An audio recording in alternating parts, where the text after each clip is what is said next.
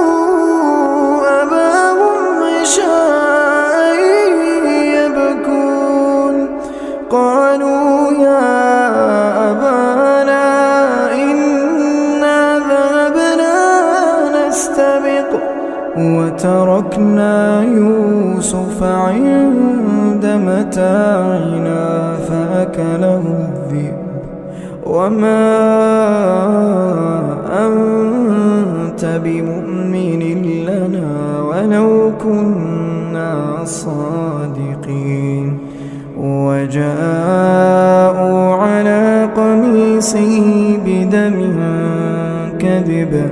قال بل سولت لكم